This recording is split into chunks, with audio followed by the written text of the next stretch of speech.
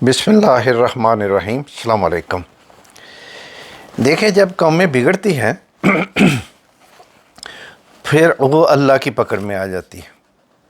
جیسے آج کل ہمارا معاشرہ پاکستان کا دیکھیں، کون سی برائی نہیں ہے جو پاکستان کے معاشرے میں پائی جاتی ہے۔ اللہ تعالیٰ معاف کرے۔ یعنی کہ دنیا میں سب سے بڑا گناہ جو ہے نا وہ ہے ملاوٹ کا، اور ہمارے پاکستان میں سب سے جو بڑا فن ہے نا وہ ملاوٹ کا ہے۔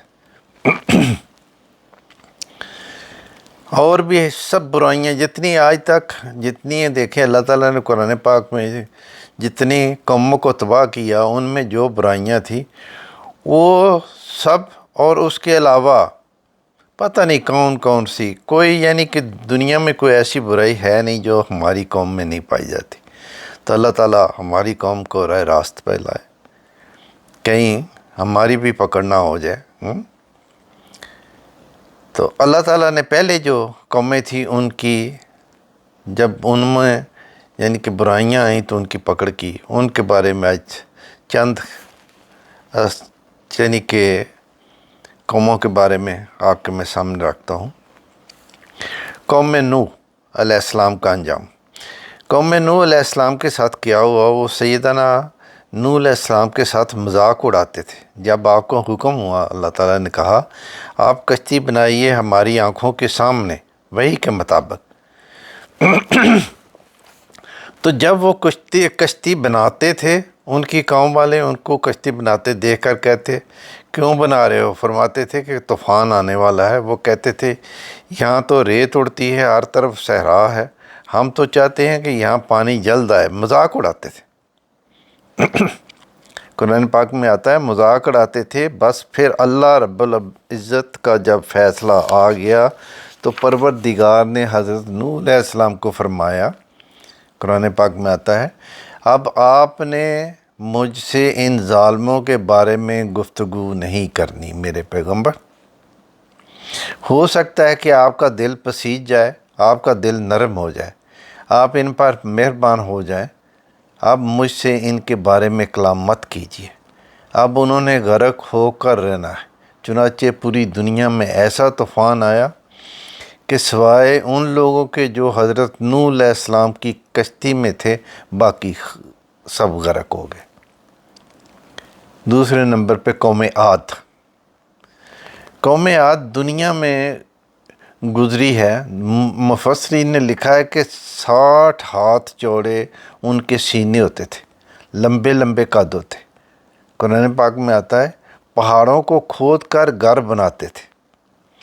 اور آج بھی دنیا میں ایسے مقامات موجود ہیں کہ پہاڑ کے اندر جائیں تو آپ کو عجیب و غریب اندر مکان بنے ہوئے محسوس ہوتے ہیں، جو آج کے انسان کے بس سے باہر ہے۔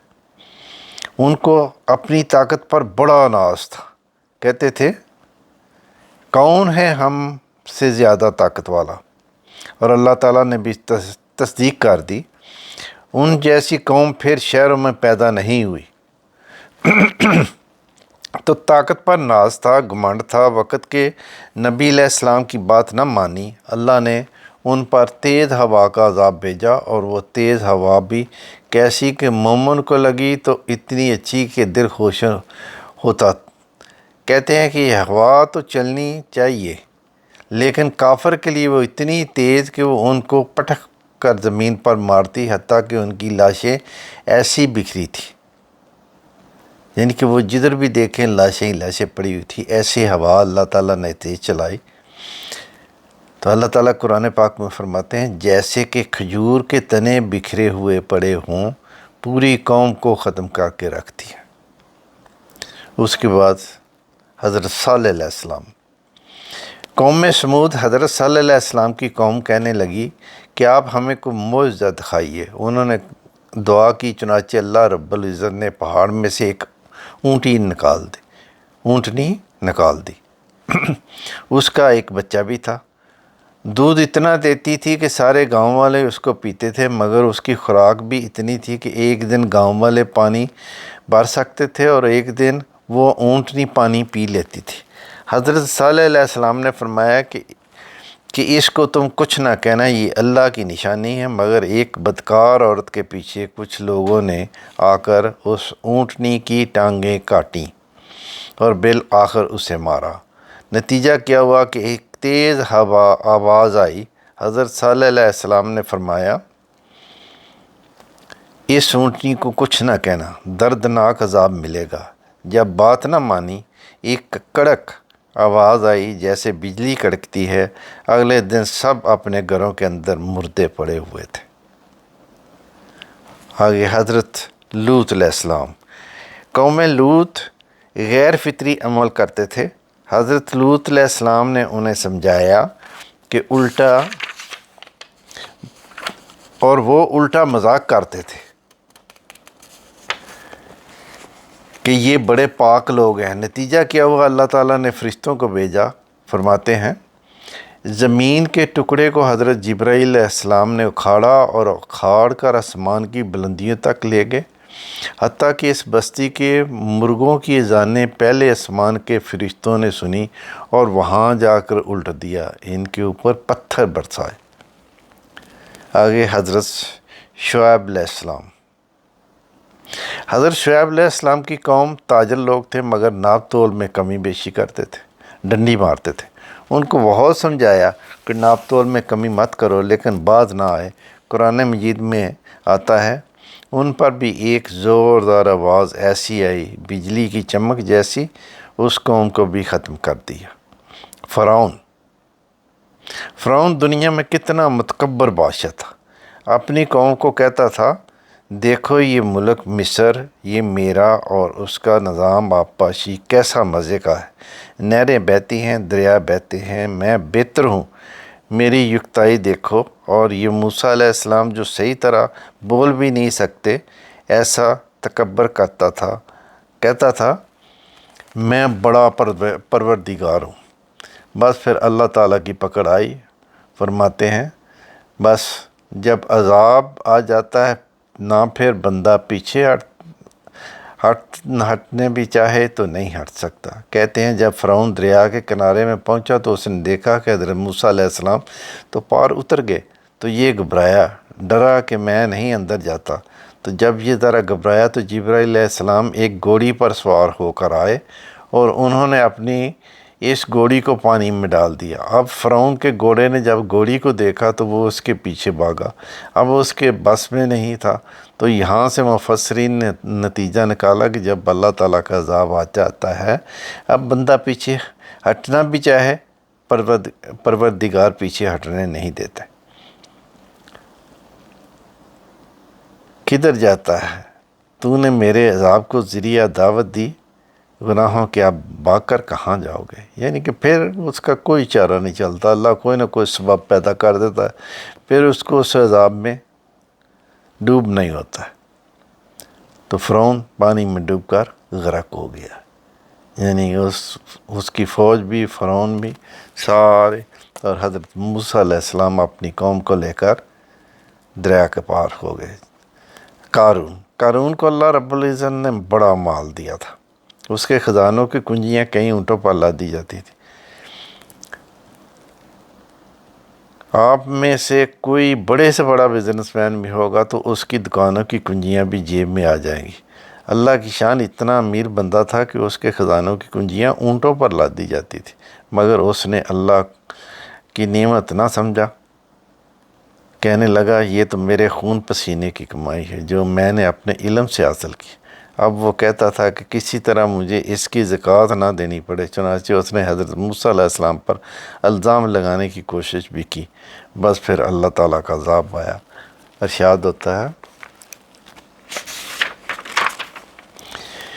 اللہ تعالیٰ نے اس کو بھی زمین میں دنسا دیا اور اس کے مکان کو بھی زمین میں دنسا دیا، دنستا ہی چلا جا رہا ہے۔